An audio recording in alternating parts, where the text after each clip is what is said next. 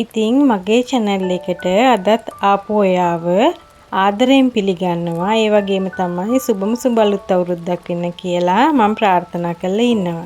ඇත්තටම ඉතින් මේ අලුත් අවුරුද්දේ ඔයාලා චාරිත්‍ර එහෙම කරාද? අපිත් එහෙම තමයි. චාරිත්‍ර ටික නම් හරියටම කරා. ඉතින් අපි ගෙදර කට්ටියම එකතු වෙලා තමයි මේ වැඩේ කරේ.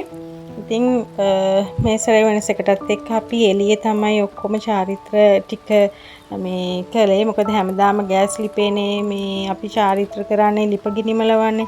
ඉතින් අද වන්න මම කලින්ම සූදානම් වුණා ලිපක් බැඳලා මේ දර ටිකක් එම හොයාගෙන. ඉතින් මේ එළියේ තමයි අද මේ වැඩේ කරන්න ලෑස්ති වෙන්නේ. ඉතින් හස්බන්ඩ් මට ගොඩාක් උදව් කරා මේ වැඩේට. එයාත් අද අමාරුවෙන් නිවාඩුවක් දාගෙන එයා තමයි අද මේකට බැහැලා වැඩ කරන්න පටන් ගත්තේ. ඉතින් ඔන්න බලන්නකෝ මමනේ හැමදාම ඉතින් ගෙදර යන්නේ.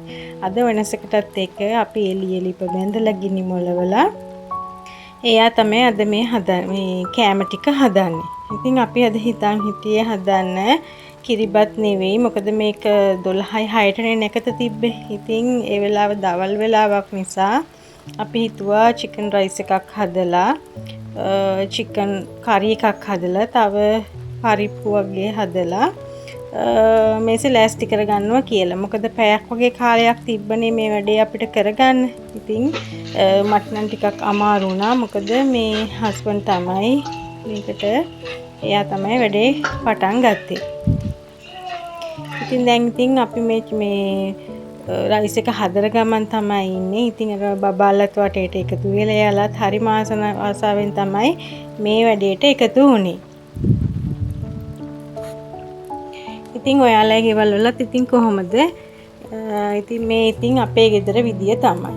ඉතින් ඔන්න ඊට පස්සේ කෑම මේසේ මම ලෑස්ති කරගත්තා. ඉතින් අර සෞභාග්‍ය ඉතරෙන්න කියලා හිතාගෙන මල් ටිකක් දාලා ඒ මල් භාජනෙත් හදාගෙන ඊට පස්සේ මේ තියෙන්නේ මැලයච්චාරු එකක් මම ඒක නම් කලින් හදලා තියාගත්තා. ඊට පස්සේ මේ රටකචු බෙදුමක් ඒකත් ඊට කලින් දවස් තමයි හදලා තියාගත්තේ.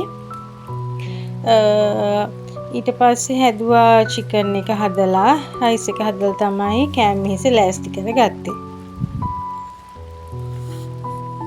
ඉතින් මේක හදන්න මට අපේ බබල් දෙන ගොඩාක් උදව් කරා. මොකද එයාලා තමයි අපිට වඩා ගොඩාක් ආස. ඉතින් එයාලාගේ ආසාවට තමයි අපි මේ හැමදේම කරේ.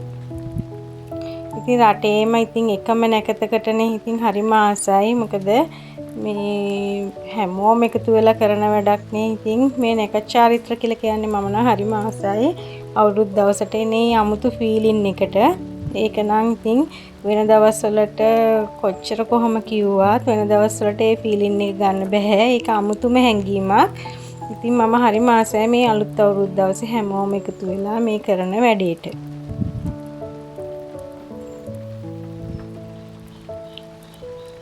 ඉතින් ඊට පස්සේ ඉතින් යාම මේසේ අපි ලෑස්ති කරගත්තා. කරගෙන ඉවර වෙලා ඉතින් මේ හස්බන්ඩ් ඇවිල්ලා බලනවා මං හොඳට මේ කෑම මේසේ ලෑස්ති කරලාද නැද්ද කියලා පොඩ්ඩක් එයා මේ චෙක් කරනවා.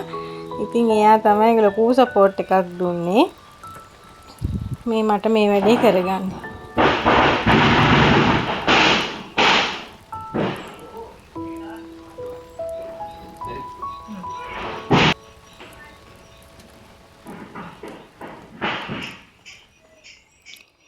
ඉතින් ඔයාලට හැමෝටම මේ රතිඤ්ඤ සද්ද ඕන බලන්නකෝ. දැන් මේ කට්ටිය එකතුලා මේ රතිඤ්ඤ පත්තු කරන්න තමයි හදන්නේ. ඉතින් අර එදා මං ගෙනාපු කාපට්ස් ටිකක් මම මෙහෙම දාගත්තා ගේ ඉස්සරහින්ම. ඉතින් බලන්නකෝ හොඳයිද කියලා.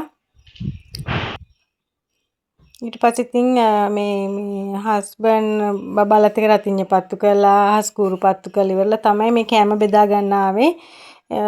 ඉතින් එයා අපිට වඩා ආස එයා තමයි මේ වැඩ කරන්න. මොකද අපේ ගෙදර රතිඤ්ඤ පෙට්ටි බර ගානාවක් ගෙනාවා. මොකද හස්බන්ඩ් හරි කැමතියි ඒ වගේ දේවල් වලට. දැන් ඉතින් මේ බබාටයි බබාලා දෙන්නට කවන ගමන් තමයි ඉන්නේ. මොකද දකුණු දිශාව බලන්නේ කවන්න තිබුණේ මේ සැරේ. ඉතින් දැන් එයා ඒ චාරිත්‍රය ඉටු කරගන්න තමයි මේ ඉන්නේ. ඉතින් ඔයාලා ගෙදරත් මෙහෙම වෙන්නේ නැති. ඉතින් බබාලා ඉන්න ගයක් නම් ඇත්තටම ඒගොල්ලෝ ගොඩාක් සතුටු වෙනවා ඇති. ඇත්තටම පොඩි දැන් අපි වුණත් මේ හරි සරල කෑම මේසයක් ලෑස්ති කරගත්තේ. ඉතින් ගොඩක් දේවල් නැහැ. අපිට පුළුවන් විදියට ලස්සනට කෑම මේස ලෑස්ති කරගත්තා.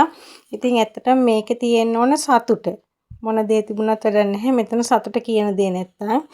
ඉතින් ඔය තියෙන්නේ මගේ කෑම පිඟාන. මාත් ඉතින් ඔන්න කන්න තමයි දැන් ලෑස්ති වෙන්නේ. මොකද දැන් මෙච්චර වෙලා බඩගින්න හිටිය උදේ ඉඳලම බඩගින්න ඉඳලා හරිම අමාරුයි. ඉතින් ඔන්න දැන් කාලි ඉවර වෙලා මේ හස්බන්ඩ් හැමෝටම ගනුදෙනු කරන්න තමයි හදන්නේ. එයා තමයි ඉතින් අපේ ගෙදර ඉතින් මුලින්ම ගනුදෙනු කරන්නේ. ඉතින් අපේ චූටි බබාට හරිම සතුටුයි සල්ලි හම්බෙනකොට. මොකද එයා බලාගෙන ඉන්නේ ඒ ටික එකතු කරගෙන මොනවා හරි ගන්න. ඉතින් ඔන්න මමත් දුන්නා පොඩි ගාණක්. ඊට පස්සේ දැන් අපේ දුව ගණන් කරනවා එයාට සල්ලි කීයක් හම්බුණාද කියලා. ඉතින් ඇත්තටම හරිම සතුටෙන් මේ දවස ගෙවුණා. ඉතින් ඔයාලටත් ගොඩාක් ස්තුතියි මගේ vlog එක බැලුවට.